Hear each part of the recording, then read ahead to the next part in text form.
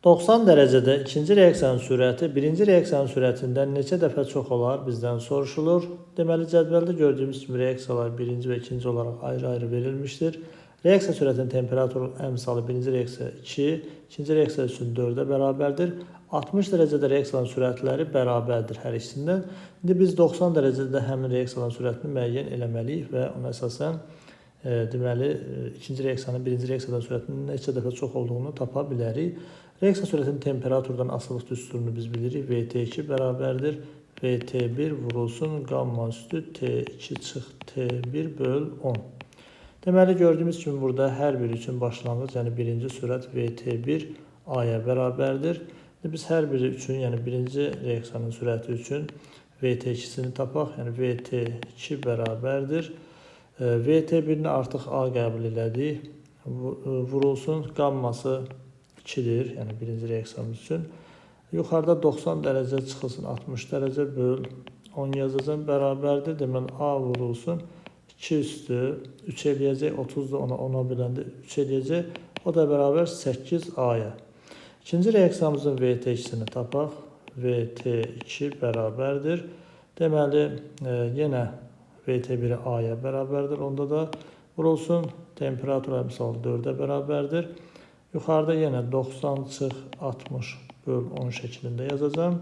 O da bərabərdir. Deməli, A vurulsun 4 üstü 3 eləyəcək. O da bərabər 4 üstü 3, 64 eləyəcək. İndi bizdən VT2 ikinci reaksiyanın sürətinin birincidən, yəni birinci reaksiyanın sürətinin VT2-sindən nə qədər çox olduğu soruşulur. Gördüyümüz kimi 64 A bölünsün 8A şəklində yazacaq. A'lar gedəcək, 64-ü 8-ə bölündə 8 eləyəcək. Deməli, doğru cavabımız B variantı olacaq. Hansı əsas əsası düz əmələ gətirmir? Deməli, bizə məlumdur ki, əsaslar bir turşulu əsaslar şəklində OH və ya çox turşulu, yəni XOH2, XOH3 əsasən bu şəkildə. Yəni, bir turşulu və çox turşulu əsaslar əmələ gətirirlər. Bir turşulu əsaslar bir hidroksidi olduğu üçün reaksiya daxil olarkən həmin deməli hidroksidin neytrallaşması nəticəsində deməli tərkibində artıq hidroksid atom iyonu qalmır və əsası düz əmələ gətirə bilmir. Ancaq çox turşulu əsaslar isə reaksiya daxil olduqda OH hidroksid qrupunun hər hansı birini saxlayaraq əsası düz əmələ gətirə bilirlər. Yəni, əsası duzlarda metal atomu, hidroksid iyonu və turşu qalığı olur. Bu tip duzlara əsası duzlar deyilir. Bunun üçün də mütləq əsasın çox turşulu əsas olması lazımdır. Deməli, verilən variantlara baxsaq, sink hidroksid çox turşulu əsasdır. 2 OH var ən azı, deməli, əsas düz əmələ gətirir. Barium hidroksid, barium OH2, deməli, bu da əmələ gətirir. Mis-2 hidroksid, mis OH2 çox deməli turşulu əsas əmələ gətirəcək. Kalium hidroksid, kalium OH. Gördüyünüz kimi deməli bir turşulu əsas olduğu üçün reaksiya daxil olduqda həmin deməli turşuluğu neytrallaşacaq və əsası düz əmələ gətirə bilməz. Elə doğru cavabımız D variantı olacaq. Bizdən əmələ gətirmir, o soruşulur. E variantında isə alüminium hidroksid biz bilirik ki 3 turşulu əsasdır və əmələ gətirə bilir. Cədvəldə A maddəsi götürülmüşdür, 11,2 litrdir həcmi və elektronların sayı isə 11,5 Na sayda olar. Qeyd olunub, həmin A-ya uyğun maddə hansı maddə ola bilər bizdən soruşulur. Deməli, biz əvvəlcə bilirik ki, bütün qazların 1 molu 22,4 litr həcm tutur. Əgər 11,2 litrində 11,5 Na sayda, Na bu arada verilib burada Avogadro ədədidir. Deməli, elektronu varsa, o zaman 22,4 litrində, yəni 1 molunda nə qədər elektronu var, biz onu müəyyən edək. X da buradan bərabərdir. Deməli, 22,4 vur 11,5 böl, deməli, 11,2. Buradan, deməli, 2-yə xısar gedəcək, 11,2-yə vuranda 23 Na sayda eləyəcək. Deməli, biz verilən maddələrin molekullarında olan elektron saylarını müəyyən eləsək, həmin maddənin elə molunda olan deməli, elektron sayını da tapmış olarıq. Deməli 23 Na sayda elektronu olan, yəni molekulunda isə 23 deməli elektron olmalıdır. A variantına verilən maddəyə baxıram. Görürəm ki, deməli N2O-dur. Elektron sayını hesablayaq molekulunda bərabərdir. Azotun elektron sayı verilib atomunda 2 vur. Deməli 7 üstəgəl 8, o da bərabər 14, 8, 24 eləyəcək. Deməli 1 molunda da 24 Na eləyəcək. Deməli bu ola bilməz. B variantında verilən NO-dur. NO-ya baxıram. NO-da deməli 7 üstəgəl 8, o da bərabərdir 15 eləyəcək. Bu da ola bilməz. Bizə 23, deməli molekulunda 23 elektron olan lazımdır. C və D ola bilməz. Niyə? Çünki oksigen deməli molekulu 2-yə vuracaq 16 eləyəcək. Azotdakı 2-yə vuracaq 14 eləyəcək molekulunda olan elektron sayı. Elə doğru cavabımız Y variantı olacaq. Yenə də biz baxaq. Deməli NO2 bərabərdir 7 üstəgəl 2 vur 8, oksigenə görə hesablayırıq 8. O da bərabərdir 16 üstəgəl 7, 23 eləyəcək. Deməli həmin maddənin molunda, yəni 1 molunda da 23 Na sayda molekul saxlayacaq. Doğru cavab Y variantı olacaq. İlk anda qabların hər üçündə 180 qram 20% məhlul var. Deməli göstərilən hər üç qabımızda ilk anda olan məhlulun qatılığı. Maddələr qablara tam əlavə olunduqdan sonra yuxarıdakı maddələrdən söhbət gedir. Birinci qabda 28%-li artıq yeni qatılığı, yəni maddələr əlavə olunduqdan sonra 28%-li olur. Həmin qabda məhlul alınır. Bizdən X-in nisbi atom kütləsi və məhlulların son qatılıqları arasındakı münasibət soruşulur. Deməli, əvvəlcə mən qablarda olan, hər bir qabda olan məhlulları bilirdim. 180 qram 20%-də nə qədər maddə olduğunu müəyyən eləmək istəyirəm. 180 100-dürsə 20% X, yəni 180 vur 20 böl 100 şəklində yazıb buradan deməli mən tapa bilərəm ki 2 vur 18 36 qram. Əvvəlcə qablarımızın hər birində deməli 36 qram əslində maddə varmış. Yəni qabların əvvəlki miqdarını yazıram 36 qram. İndi verilənləri bir-bir mən yerinə qoyaraq hesablama aparacağım. Əvvəlcə mən deməli birinci qaba əlavə olan maddəyə əsasən alınan deməli orada duzun kütlə payına, daha doğrusu əsasın kütlə payına əsasən oradan həmin maddənin molekyul kütləsini tapa bilərəm. Deməli yekunda 28%-li alınıb. Onu da qeyd edeyim ki, məhlul məsələlərinin bir neçə doğru həll yolu ola bilər. Mən bu şəkildə gedəcəm. Deməli amiqanın üstünə əsasən əvvəlcə orada 36 qram maddəm var idi. Sonra orası 0.5 mol, yəni 0.5 M yaza bilərəm mən buna. Böyük M yazırım, birbaşa molekyul kütləsi çıxsın deyə. Aşağıda məhlulumuzun kütləsi 180 qramdır. 180 üstəgəl. Biz bilirik ki, maddə əlavə olunduqda həm maddənin kütləsi, həm də məhlulun kütləsi artmış olacaq. Deməli, vur 100%. Buradan biz M-in kütləsini hesablayıb baxası olsaq, 40 qram böl mol olduğunu taparıq. O zaman bu o deməkdir ki, MXOH qiyməti 40-dırsa, yəni o zaman X üstəgəl 16 üstəgəl 1, yəni buradakı atomların cəmi bərabərdir 40-dırsa, buradan X bərabərdir biz 23 olduğunu tapa bilirik. Deməli, X-imizin qiyməti 23-dür. Ya C, ya da D variantı olacaq. Digər biz artıq maddələrin qablarda olan ikinci və üçüncü qablarda alınan yekun faizi müəyyən eləməliyik. Birincini artıq bilirik, özü qeyd edeyim. İkinci halda mən baxıram, yenə eyni şəkildə omega düsturuna gedəcəm. Omega bərabərdir. İkinci qabda ancaq su əlavə olunub 36 qram maddə bölünsün. Artıq orada ancaq məhlulun kütləsi artacaq.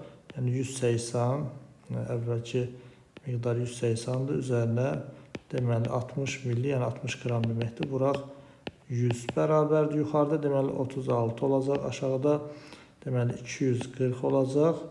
Vuraq 100. O da bərabərdir. Hesablayıb baxsaq, deməli buradan 15% olduğunu müəyyən eləyə bilərik. Deməli ikinci qabda da məhlulumuz yekun qatılıq 15% olacaq. Üçüncü hal üçün baxıram. Üçüncü halda da yenə eyni şəkildə mən belə yazacağım. Omega bərabərdir. Əvvəlcə 36 qram maddə var idi. Artıq burada yeni məhlul əlavə olunur deyə tərkibində maddə də gətirəcək. Yəni 120-nin 25%-ni biz tapası olsaq, deməli 4-ə ixtisar gedəcək. 124-ə böləndə deməli 30 qram eləyəcək. 30 qram da əlavə maddə gələcək oradan. Və məhluldakı biz bilirik qarışdırılan maddələrin kütlələridir. Yəni məhlulların kütlələri 180 əvvəl var idi. 120 də sonradan əlavə olundu. Vuraq 100. Və bərabərdir. Yuxarıda deməli 66 eləyəcək. Aşağıda 300 qram eləyəcək. Gördüyümüz kimi vuraq 100. 100-dən bu sıfırları ixtisar aparaq. 66-da 3-ə böləndə 22% eləyəcək. Deməli yekunda artıq 3-cü qabda olan faizi də tapdıq. Deməli ən böyük birinci qabda olacaq gördüyümüz kimi 28%-dir. Sonra isə baxıram ki 3-cü qabda olacaq 22%-dir. Deməli y artıq ola bilməz. Ən az isə 2-ci qabda olmuş olacaq. O zaman elə doğru cavabımız C variantı olacaq. Tarazı kalında olan reaksiyada dəyişiklik aparılan zaman x2'nin qatlığının zamandan asılı qrafiki verilmiştir. Hansı dəyişiklik aparılmışdır? Gördüyümüz kimi deməli x2 reaksiyanın sol tərəfindədir. Həmin bu x2 üçün qatlığın dəyişməsi əvvəlcə qatlığı artıb, sonra yenə də reaksiya tarazlığa qayıdıb. Deməli reaksiyamız sola doğru yönəlmişdir. Deməli A variantında qaba x2 əlavə olunub deyilir. Biz bilirik ki, hansı tərəfdən maddə əlavə olunursa, əks tərəfə Leşateliye prinsipinə əsasən gedəcək. Bu doğru deyil, yəni azalıb sonra tarazlığa çatmalı idi, ona görə doğru deyil. Katalizator tarazlığın istiqamətinə təsir eləmir, bilirik. Temperatur artırılıb. Gördüyümüz kimi müsbət 2-dür. Biz temperaturu artırdıqda endotermik tərəfə, yəni sol tərəfə reaksiya gedəcək. Bəli, elə sol tərəfə gedərkən də x2-nin qatlığı artacaq və müəyyən zaman sonra yenə reaksiya tarazlığa çatacaq. Elə doğru cavabımız C variantı olacaq. Təzyiq artırılıb qeyd olunur. Təzyiq bizə məlumdur ki, həcm az olan tərəfə təzyiq artırdıqda həcmlə tərs mütənasibdir. Tarazlıq istiqaməti həcm az olan tərəfə yönəldəcək. O da burada reaksiya daxil olan maddələr 4V'dir, reaksiya alınan maddə 2V'dir. Deməli, burada da sağa gedəcək. Qabdan x-y3 çıxarılıb qeyd olunub. O zaman yenə də maddə hansı tərəfdən çıxarılırsa, o tərəfə deməli tarazlıq istiqaməti yönəlir. Doğru cavab C variantı olacaq. Cədvəldə məhlulun kütləsi 4A-dır. Məhlulda həll olan maddənin kütləsi A qramdırsa, məhlulun qatlığı B bizdən soruşulur. Deməli, omeqanın üstünə əsasən biz B bərabərdir yaza bilərik. M maddənin kütləsi burada A verilib, yerinə A yazacaq. Məhlulun kütləsi ilə 4A verilib, vurulsun 100% yazacaq. Buradan da deməli A-lar gedir, 4də 1, 100-ə vuranda 25% eləyəcək. Doğru cavab A variantı olacaq. Reaksiya daxil olan maddələr amonyak və turşudur. Mol nisbəti 2-nin 1-ə nisbətdə götürülüb, əmələ gələn duzun tipi turş duzdur. Deməli, turşu bizdən soruşulur. Amonyakla turşu reaksiya girib turş duz alınırsa, deməli, turşu çox əsaslı turşu olmalıdır. Yəni, bir əsaslı turşu ola bilməz. İndi baxaq, variantlarda xlorid turşusu ola bilməz, sulfat turşusu ola bilər, perxlorat turşusu ola bilməz, çünki bir əsaslı turşudur. Metafosfat turşusu, o da bir əsaslı turşuda ola bilməz. Qaldı orta fosfat turşusu və sulfat turşusu. Bizə məlumdur ki, amonyak bir hidrogen protonu ilə reaksiya daxil olur, NH4 müsbət katyonu əmələ gətirə bilir. Deməli, 1 mol amonyak 1 mol turşunun katyonunun H müsbət yonu ilə reaksiya daxil olur. Burada deməli 2 mol amonyak turşuda olan 2 mol H müsbətlə reaksiya daxil olub. Deməli 2 mol üstəgəl 2 mol deməli H müsbətlə reaksiya daxil olub və nəticədə yenə də turş duz alınıbsa, deməli turşu 3 əsaslı turşu olub ki, nəticədə yenə də turş duz alınıb. Bizə məlumdur ki, turş duzun tərkibində katyon, H müsbət iyonu və turşu qalığı olmalıdır. İndi buradan mən baxıram ki, H3PO4 bir də H2SO4 var. H2SO4 ilə reaksiya girsə 2-nin 1-ə nisbətdə normal duz alınacaq. Amma H3PO4 ilə NH3 üstəgələk H3PO4 yəni 2-nin 1-ə nisbətdə götürsək belə buradan NH4 2 hidrogenin özünə birləşdirəcək. Yəni 2 dəfə HPO4 şəklində bir turş duz əmələ gətirə bilər. Deməli, doğru cavab C variantı olacaq. Cədvəldə tam yandırılan qarışığın tərkibi C2H4 və CH4-dür. Qarışığın kütləsi 52 qram verilmişdir. Qarışığın tam yanmasına sərf olunan oksigenin mol miqdarı 6 mol olarsa, qarışıqda maddələrin ümumi mol sayı bizdən soruşulur. Deməli, tam yanmasından isə karbon qazı sualındıqda qeyd olunub aşağıda.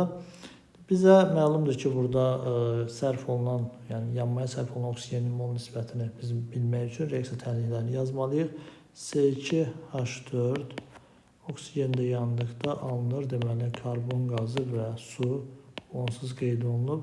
Karbon solda 2-dir, sağa 2 yazırıq. Hidrogen solda 4-dür, sağa 2 yazırıq. Oksigenimiz ümumi bərabərləşdi. 2 vur 2, 4, 6, bura 3 yazacağım. Deməli, digər reaksiya tənlimdə CH4, üstə gələk oksigen, yenə karbon qazı və su alınacaq H2O. Karbonlar hələ ki bərabər görsənir. Deməli, hidrogen 2 yazsam 4 eləyəcək. Solda, sağda da. Oksigen sağda 4-dür, solda 2 yazsam reaksiya tənliklərimiz əmsallaşmış olur. Deməli, qarışığın kütləsi verilib bizə, ümumi kütləsi verilib 52 qram. Biz buna X desək, buna Y mol desək, deməli, X mola 3X mol oksigen sərf olunar yanmasına, Y isə 2Y mol oksigen sərf olunar yanmasına. O zaman biz buradan tənasüb yaza bilərik, daha doğrusu ki, sistem tənlik yaza bilərik ki, ondan əvvəl deməli kütlə lazım olduğu üçün biz buradan molyar kütləni hesablayaq. Deməli, molyar kütləsi C2H4 üçün 2 karbon 24, o da 4, 28 eləyəcək, 28 qram böl mol. Digəri üçün isə molyar kütlə CH4, 12 üstə 4, 16 eləyəcək bu da. Deməli, o zaman mən kütlələrə bərabər eləmək üçün yazacağım 28x üstə gəl, birincini, ikincini isə 16-ya vuracağım, 16y bərabər olacaq 52-yə. Digər sistem tənlikdə deməli, oksigenin miqdarı verilib, ümumi mol sayı verilib. Deməli, 3x üstə gəl 2y bərabərdir 6 olacaq. Deməli, qarışıqda maddənin ümumi mol miqdarı, yəni x üstə gəl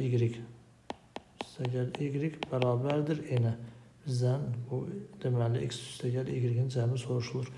İndi mən tənliklərə baxıram. Aşağıdakı tənliyi, deməli, 8-ə vursam, olacaq, deməli, 8 vur 3, 24, x üstə gələk, 16y bərabərdir, 6 vur 8, 48 eləyəcək.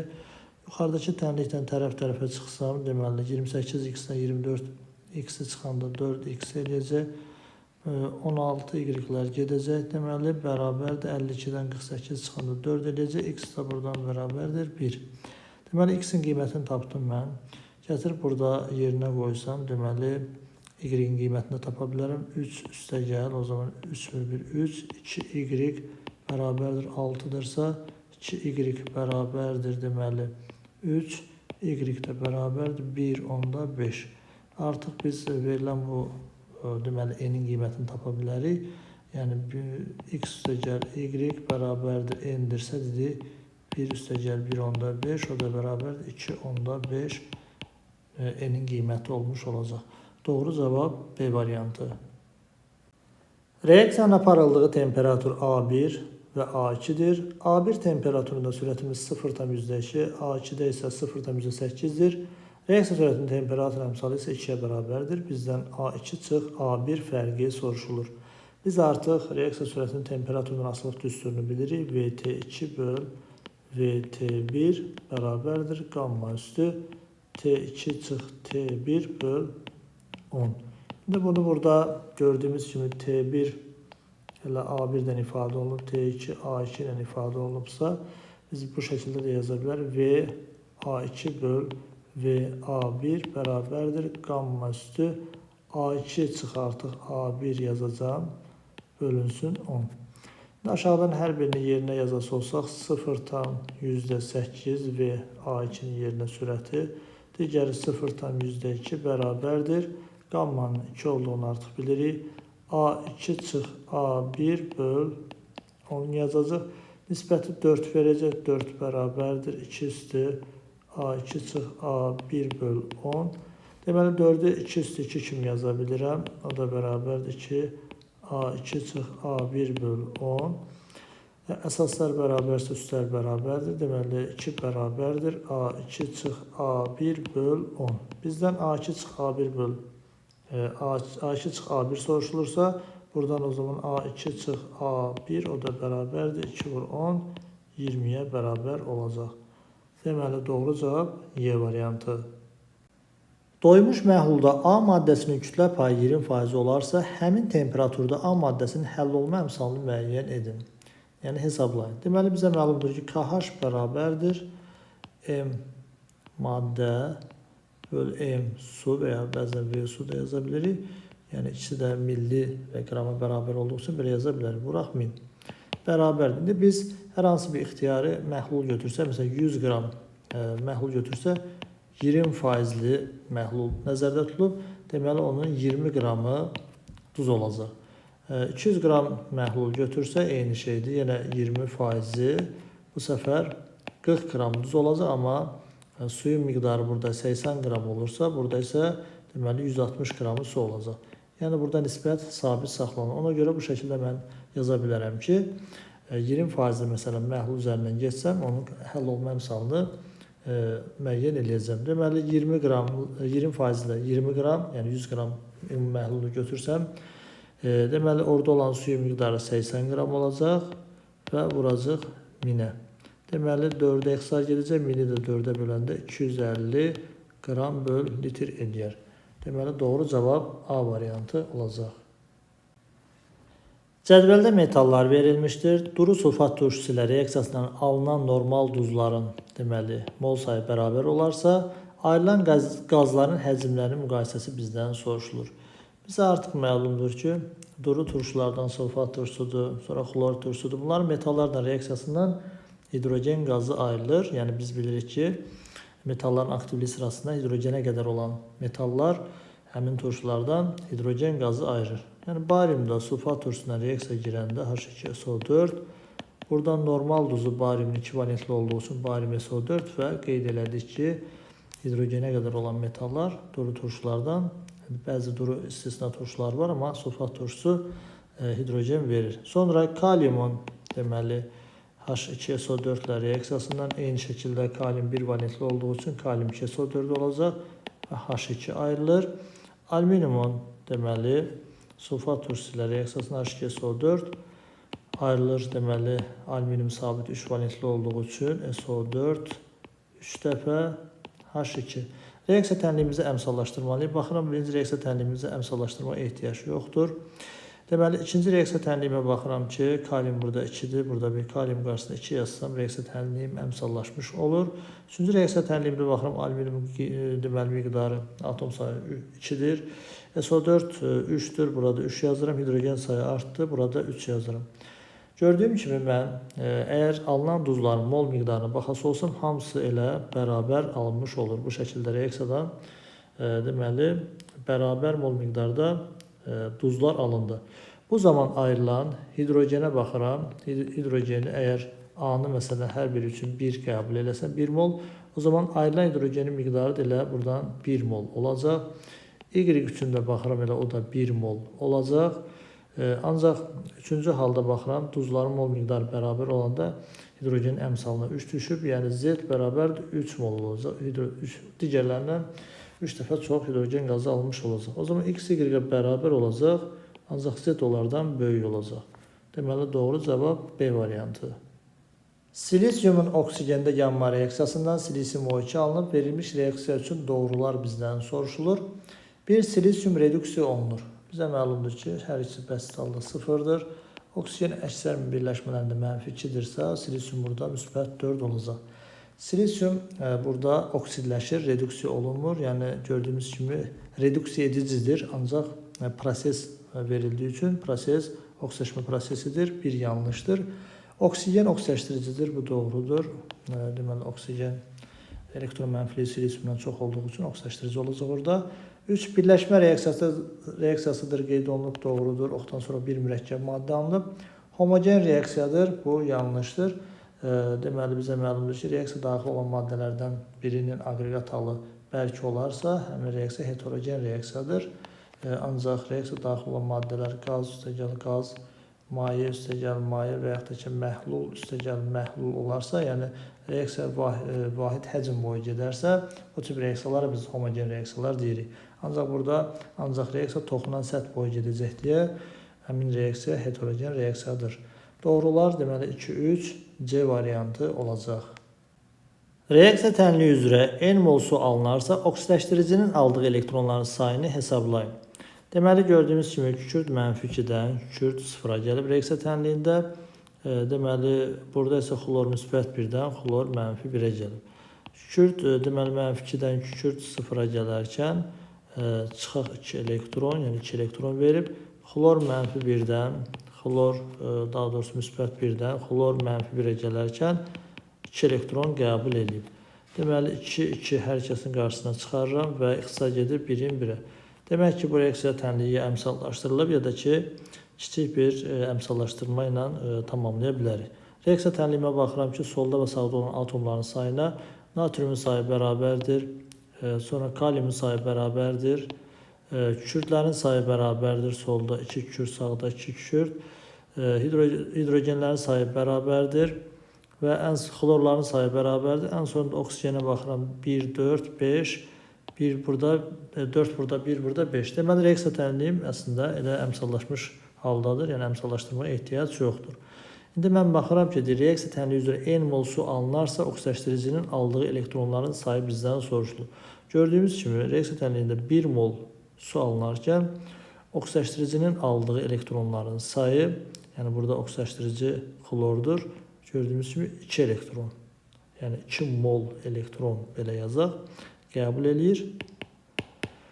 Ancaq N mol su alınarkən oksidləşdiricinin aldığı elektronların sayı X desəm, X də buradan bərabərdir. Deməli, elə 2 N mol sayda olacaq. Doğru cavab A variantı olacaq. X-in dövr sistem cədvəlində mövqeyini müəyyən edin. Gördüyümüz kimi X atomunun S elektronlarının sayı 7-dir, D elektronlarının sayı isə 5-ə bərabərdir. Buna əsasən bizdən X-in dövr sistem cədvəlindəki mövqeyi soruşulur. Deməli, biz əvvəlcə aşağıdan X üçün, yəni 7 S elektronu olan və 5 D elektronu olan elektron formunu yazmalıyıq. 1 S üstü 2, 2 S üstü 2, 2 P üstü 6, 3 S üstü 2, 3 P üstü 6. Gördüğümüz gibi artık burada S elektronlarının 6'sını biz elektronların dolma ardıcıllığına əsasən yazdıq və bizə məlumdur ki, D elektronları 3-cü energetik təbəqədən artıq dolmağa başlayır. Burada bizə məlumdur ki, dolma qaydasına görə birinci 4S, sonra isə 3D gəlir. Bunları bilirik. Deməli, bizə verilənə görə 7 olması üçün, deməli, bura mən 4S üstü 1 yazacağım və D elektronlarının sayı bura 5. Ümumi olaraq mən baxıram ki, elektronlarını saysam, ümumi elektronların sayı 24'dür. Bizə məlumdur ki, bu istisna elementimiz olan xromun elektron formuludur. İndi burada sonu S və D ilə qurtaran deməli elektron formuluna əsasən biz bilirik ki, orada qrupu S və D-də olan elektronların cəminə bərabərdir. Yəni 6 elektron var və D ilə qutarıb və D-də olmayıb deyə 6B yarım qrupu deyəcəyik. Ən son S-in qarşısındakı rəqəmə əsasən onun dövrünü müəyyən edəcəyik, 4-cü dövr. Deməli 6B yarım qrupu və 4-cü dövr doğru cavab D variantı olacaq. Uyğunluğu müəyyən edin. Gördüyümüz kimi cədvəldə oksidlər və onlarla reaksiya daxil olan, deməli, sulfat turşusu və kalium hidroksid verilmişdir. Birincidə qeyd olunub ki, oksid sulfat turşusuyla reaksiya girir, ancaq kalium hidroksidlə reaksiya girmir. İkinci oksid isə hər ikisinə reaksiya daxil olur. Üçüncü oksid isə əksinə sulfat turşusuyla reaksiya daxil olmur, ancaq kalium hidroksidlə reaksiya daxil olur. Bir baxaq, A-da verilmiş karbon qazı bizə məlumdur ki, turşu oksididir. Sulfat turşusuyla reaksiya daxil olmaz, yəni bu 1-ə gedə bilməz. İkincidə verilən barium oksidə baxıram. Barium oksid sulfat turşusuyla reaksiya daxil olur, amma əsası oksid olduğu üçün kalium hidroksidlə reaksiya daxil olmayacaq. Deməli, 1-ə B uyğun olacaq. Birinci mən 1-ə uyğun olanları tapım, digərləri daha rahat olacaq yəqin ki. C-də verilən maddə deməli sink oksiddir. Sulfat turşusuyla reaksiya daxil olur və kalium hidroksidində reaksiya daxil olur. Yəni bunu mən birbaşa 2 yaza bilərəm, çünki hər ikisi üçün deməli amfoter xassəli olduğu üçün hər ikisinə reaksiya daxil olacaq. Üçüncüdə olan baxıram ki, Natrium oksid o da əsası oksiddir. Deməli, sulfat turşusuyla reaksiya daxil olacaq, ancaq kalium hidroksida reaksiya daxil olmayacaq. Deməli, 1-ə BD getdi, 2-yə C getdi, yalnız A qaldı. O da gördüyümüz kimi sulfat turşusuyla, yəni turşu xassəli olduğu üçün karbon 4 oksid, ancaq əsasla reaksiya girər. Burada da o şəkildə tələb olunur bizdən. Bu da deməli aid olacaq 3-ə. O zaman 1-ə BD, 2-yə C, 3-ə A uyğun gələn Y variantı olacaq. Temperatur artırdıqda hansı maddələrin suda həll olması artır? Deməli, bizə məlumdur ki, həll olmaya təsir edən amillərdən əsasən temperatur və təzyiqi biz bilirik. Deməli, temperatur qaz halında olan maddələrin suda həll olmasına mütənasib təsir edir. Yəni, temperatur artırdıqda qaz halında olan maddələr suda həll olması azalır. Gördüyünüz kimi, burada hidrogen qazı və oksigen qazı verilmişdir. Bunların deməli, temperatur artırdıqda suda həll olması azalacaq. Ancaq suda yaxşı həll olan maddələrin isə, bərk maddələrin isə suda həll olması temperatur deməli, artdıqca onların həll olması da artacaq. Deməli, doğru cavab yalnız 2 B variantı olacaq. Oksidaşma reduksiya reaksiyasını göstərin. Deməli, bizə məlumdur ki, reaksiya daxil olan maddələrdən elektron alış-verişi baş verirsə, deməli, bu tip reaksiyalara oksidaşma reduksiya reaksiyaları deyirik. Ancaq bəzi reaksiyalarda isə elektron alış-verişi baş vermir. Bu tip reaksiyalar isə adi reaksiyaları deyilir. Deməli, A variantında verilən reaksiyamızdan əsas alınır kalium hidroksid. Solda və sağda reaksiya daxil olan və alınan elementlərin oksidaşma dərəcəsini müqayisə etsək, eyni şəkildə qalır. Yəni, məsələn, kalium müsbət 1, müsbət 1, oksigen -2, -2, -2, oksidrogen müsbət 1, müsbət 1. Deməli, bu reaksiya adi reaksiyadır. O şəkildə digər reaksiyaları da biz yoxlayası olsaq, məsələn, B variantında alüminium xlorid turşusu reaksiyasında alüminium oksidin, deməli, alüminium xlorid duzu və deməli, H2O əmələ gəlir. Yenə burada elementlərin bir-bir sağda və solda oksidaşma dərəcələrini yoxlasaq, eyni şəkildə qalacaq. C variantında da kalsium karbonat alınır və su alınır. Yenə elementlər oksidaşma dərəcəsini dəyişmir. D variantında da əsas turşu arasında neytrallaşma reaksiyası gedir. Burada da oksidaşma dərəcəsi dəyişmir. Ancaq Y variantında natrium 0-dır. Deməli, oksidaşma dərəcəsi dəyişəcək. Reaksiya daxil olmadan əvvəl bəsit halda 0 olur. Deməli, burada natrium hidroksid və H2 alınır. Hidrogen də müsbət 1-dən deməli 0-a gəlir. Natrium isə 0-dan müsbət 1-ə gəlir. Deməli, doğru cavabımız Y variantı olacaq. Bizə məlumdur ki, daha sürətli oksidaşma reduksiya reaksiyalarını tapmaq üçün reaksiyada alınan və ya reaksiya daxil olan maddələrdə bəsit maddə iştirak edirsə, həmin reaksiyanı biz oksidaşma reduksiya reaksiyasının olduğunu daha sürətli qeyd edə bilərik. Verilmiş kristal hidratın közərdilməsi zamanı bərk nümunənin kütləsinin zamandan asılı qrafiki verilmişdir. X bizdən soruşulur. Gördüyümüz kimi, deməli, közərdilmə zamanı tamamən su buxarlanır bilirik və burada suyun azalması baş verib. Yəni, aşağıdan biz közərdilmə tənliyi şəkildə belə yaza bilərik ki, X H2O nəticədə duz və XH2O əmələ gəlir. Deməli, verilən bərk nümunəmiz 12,8 qram, daha doğrusu 12,3 qramdır. Deməli, 6 qram oradan duz alınıbsa, yəni nəticədə qalan duzu bilirik. 12,3-dən 6 çıxanda 6,3 qram, deməli, suyun buxarlandığını biz müəyyən edə bilirik. Aşağıda da duzumuzun 120 qramı isə o zaman 18, X desə, X vur 18 şəklində yazacaq.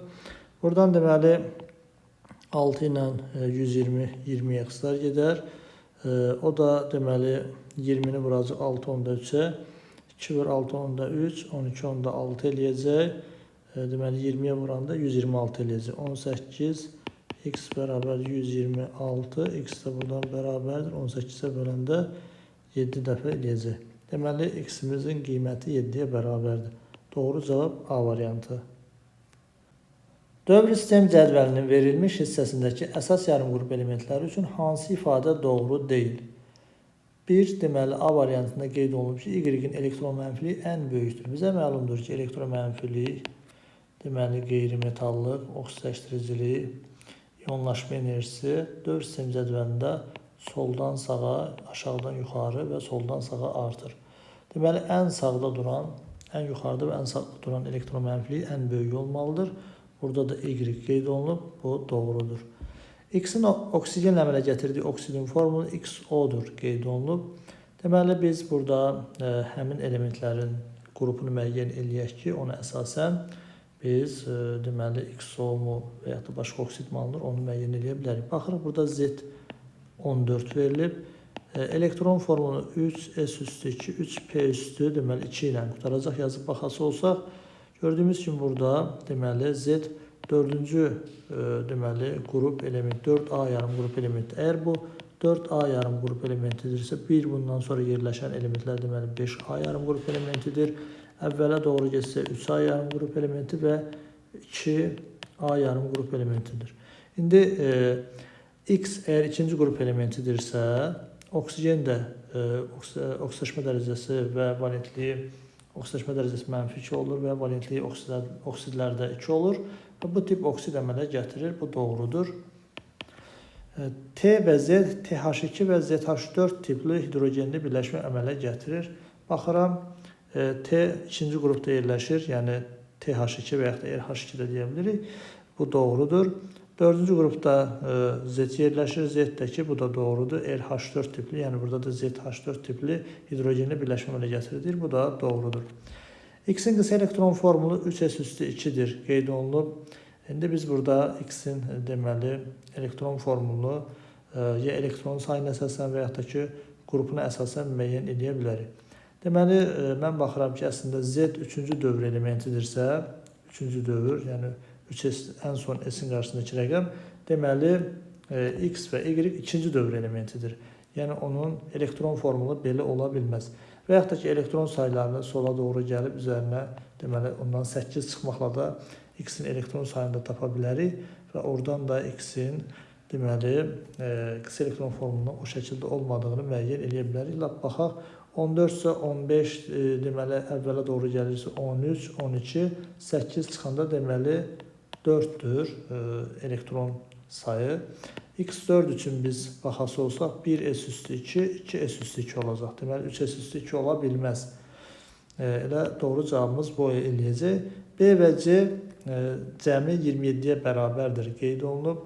B və C-ni də biz tapa bilərik ki, X burada A4 isə deməli 5, 6, 7 budur. B-nin qiyməti 7-dir. C-nin qiymətini də mən aşağı doğru, yəni 8 gəlməklə biz bunu bilirik ki, əsas yarım qrup elementləri biri digərinə 8 fərq yaradır proton sayında. Deməli 12 eləyəcək, 12-nin də üzərinə deməli 8 gələndə 20 eləyəcək. C-nin də qiyməti 20-dir, cəmi 27-yə bərabərdir. Bu da doğrudur.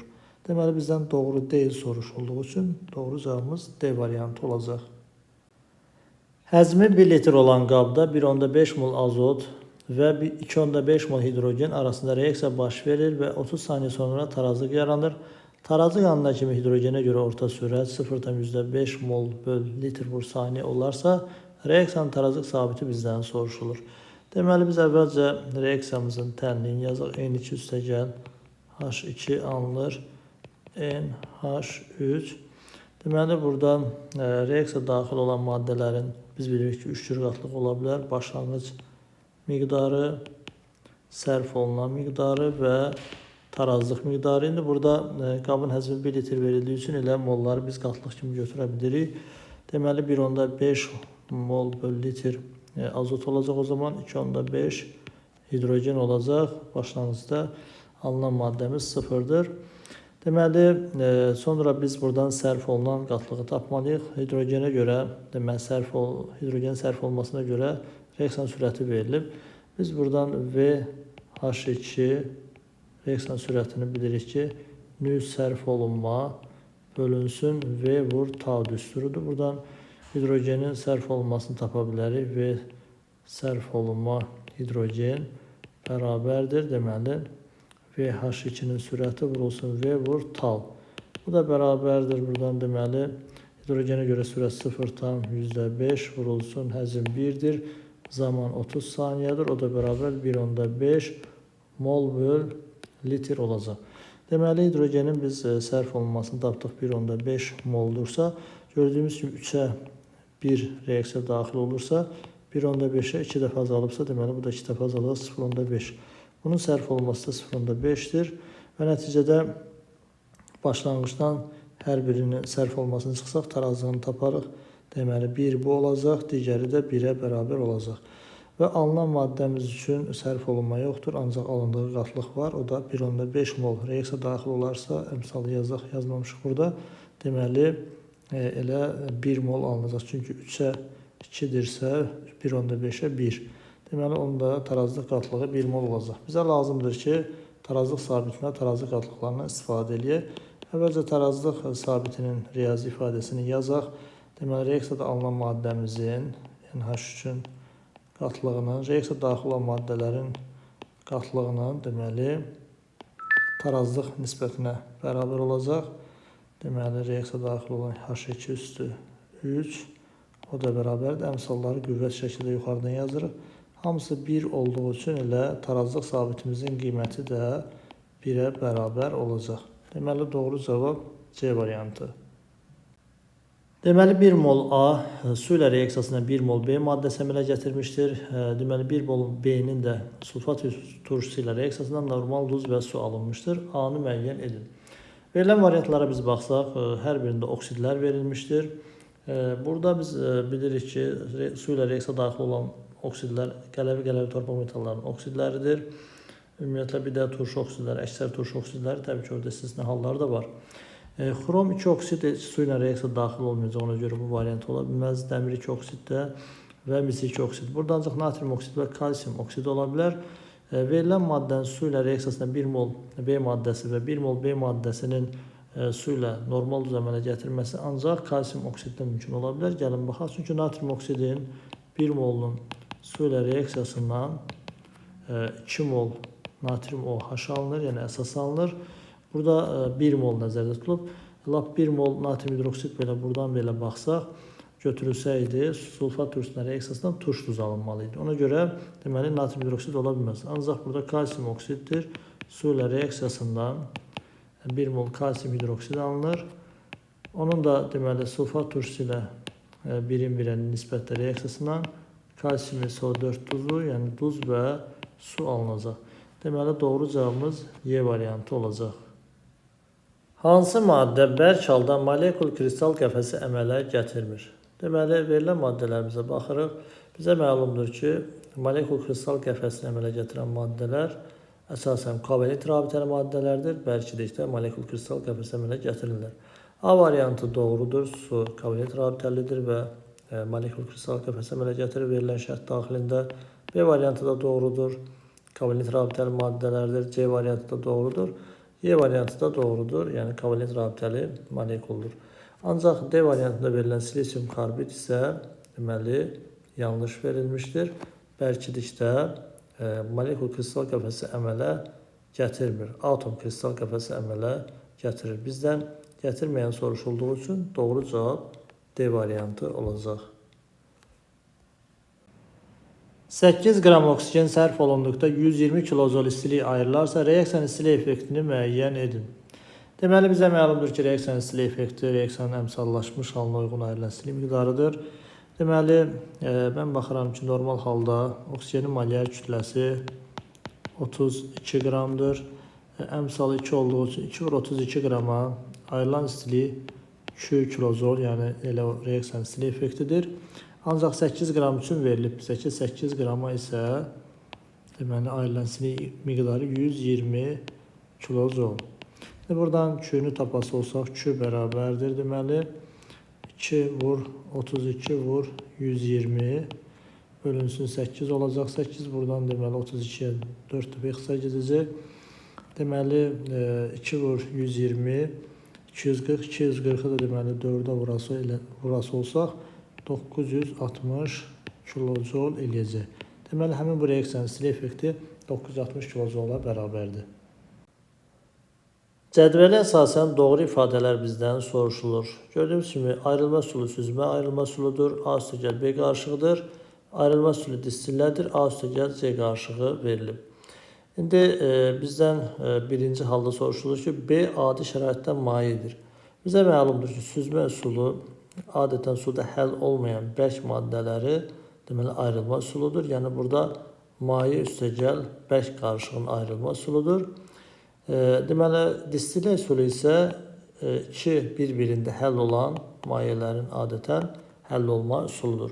İndi biz burada gördüyümüz kimi hər ikisində A verildiyi üçün A'nın aqreqat halını artıq buradan maye olduğunu müəyyən edə bilirik. Çünki hər ikisində A verilib.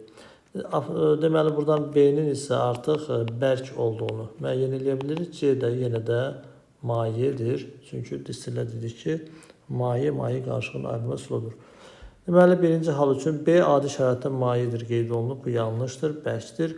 A üstü gələcək qarışığı eyni cinsli qarışıqdır. Bu doğrudur. Çünki distillə üsulu ilə ayrılma üsulu eyni cinsli qarışıqların ayrılma üsuludur. A adi şəraitdə bərkdir qeyd olunub. Bu yanlışdır. A üstü gəl B müxtəlif cinsli qarışıqdır. Bu da doğrudur. Çünki süzmə üsulu ilə ayrılma üsulu müxtəlif cinsli qarışıqların ayrılma üsuludur. Doğru cavab 2-4 olacaq. Hansı reaksiyalar aşağıdakı kimi baş verə bilər? Deməli, birinci reaksiyada gördüyümüz kimi dəmir 2 hidroksid ilə sulfat turşu reaksiyasıdır.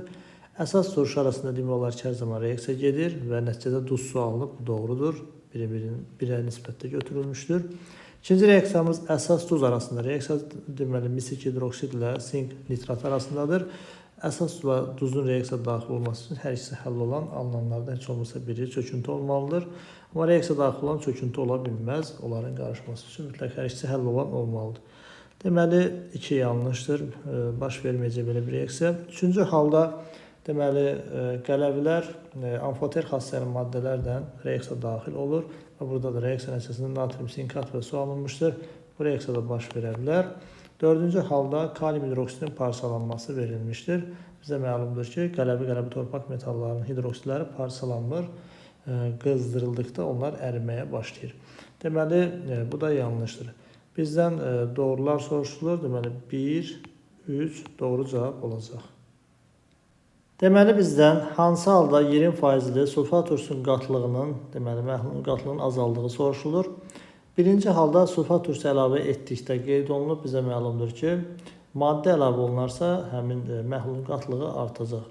Deməli, 1 doğru deyil. 2, 15% H2SO4 məhlulu əlavə edildikdə, deməli, qarışdırılan məhlullar yeni əmələ gətirdiyi məhlulun qatlığı bizə məlumdur ki, 15 ilə 20 arasında olacaq. Yəni, biz ona az faizli məhlul əlavə ediriksə özündən az, deməli, 20-dən aşağı bir qatlıq alınacaq. 15-dən yuxarı ancaq 20-dən aşağı. Deməli, 15% məhlul əlavə etdikdə 20% məhlulun qatlığı azalacaq. Bu doğrudur. Su əlavə etdikdə su biz bilirik ki, məhlulu durulaşdırır və qatlıq orada azalacaq. Həll edici əlavə olunarkən hər zaman belədir. Dördüncü halda 30% sulfat turşusu məhlulu əlavə etdikdə, bunda isə özündən çox olduğu üçün deməli, əlavə olunan məhlulun qatlığı o zaman yenə 20 ilə 30 arasında alınmalıdır. Ancaq bu səfər 20-dən yuxarı 30-dan aşağı olacaq. 20-dən yuxarı olduğu üçün onun qatlığının artması deməkdir.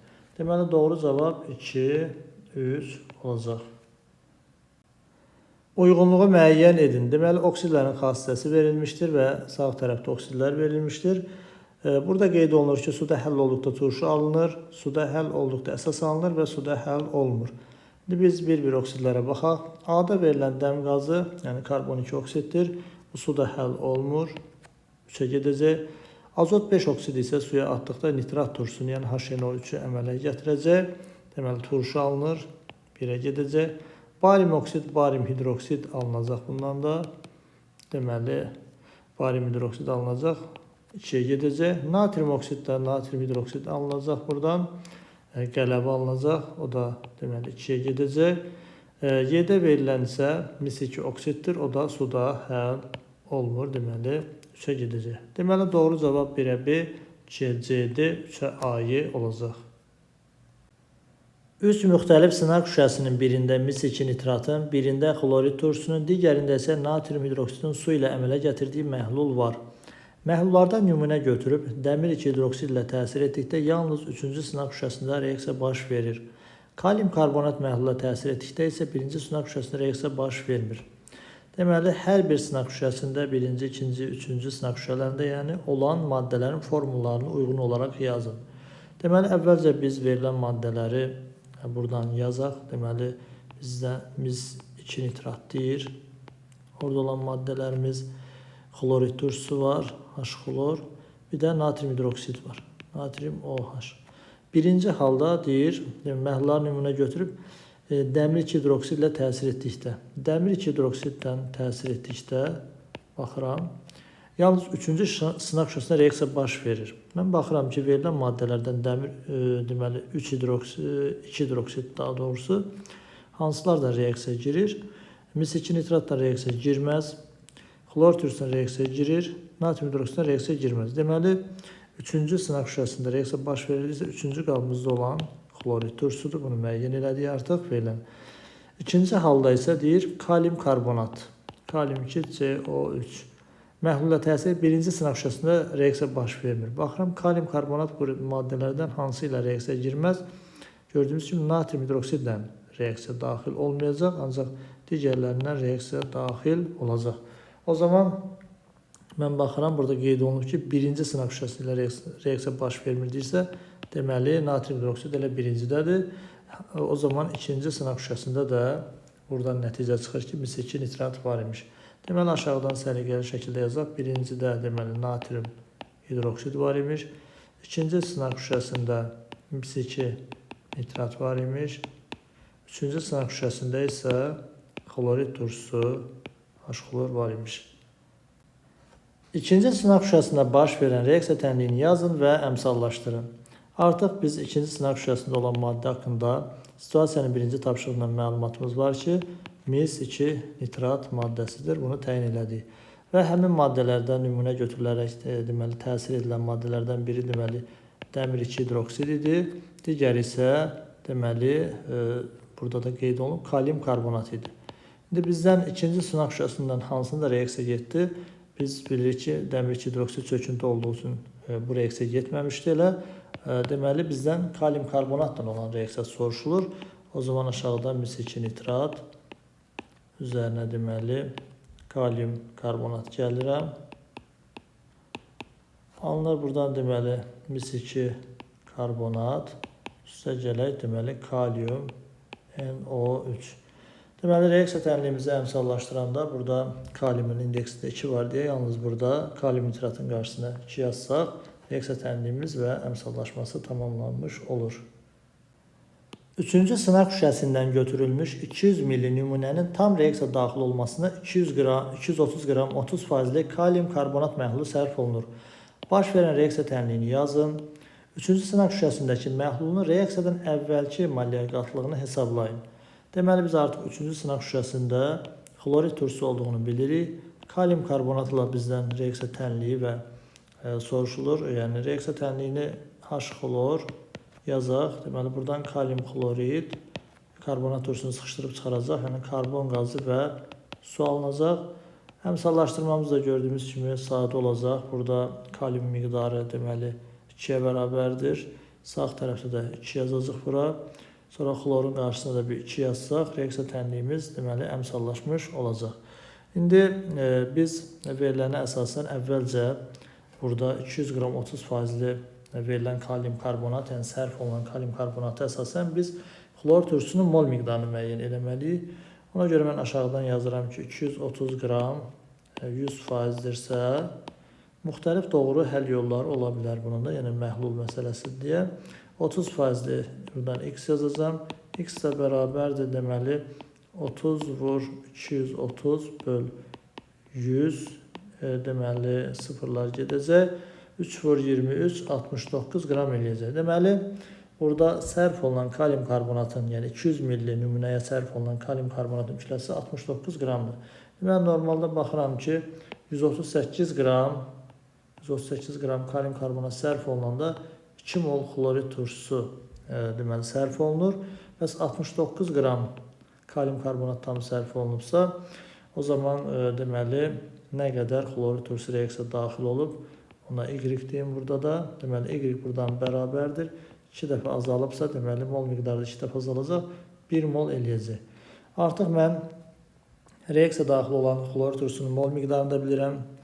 Buradan bu şəkildə yaza bilərəm ki, H-xlor üçün deməli mol miqdarı 1 moldur. Deməli qabda olan verilən nümunənin həcmi, yəni məhlulun həcmi verilib 200 milli. Və mən buradan artıq malyar qatılığımı tapa bilərəm verilənlər əsasən. C malyar bərabərdir. Nü bölünsün V məhlul vur 1000 yazacağım. Çünki milli ilə verilib deyə. Litrə də çevirib yazmaq olar. İndi buradan bərabərdir. Yuxarıda deməli 1, aşağıda 200 vurulsun 1000. 200-dən ixtisar gedəcək 5-ə, o da bərabərdir. Deməli 5 mol bölünsün litr və ya 5 malyar da yaza bilərik.